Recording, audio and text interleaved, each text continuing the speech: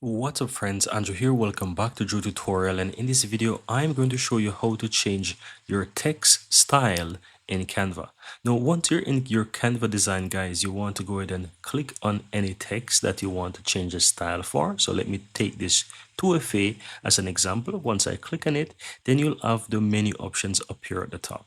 Here you want to go ahead and let's say change font if you want to change a font, and you want to also go ahead and change the effects. So if you click on effects, you will have some styles up here, and here you can go ahead and change it to different style, and you can even change colors. So if I want it like a neon style, I can make it more or less, and you can scroll down and you can change colors, you can change designs, you can do multiple different styles, and you can just basically find something that works for you.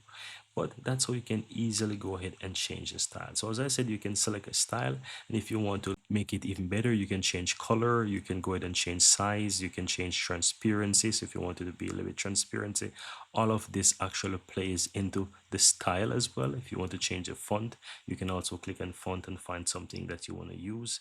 And as I said, all of these factor into style. So this is how you can easily go ahead and change the style of your fonts in Canva. Very easy, guys, and very simple. I hope you find this useful. Thank you guys for watching, and see you in the next video.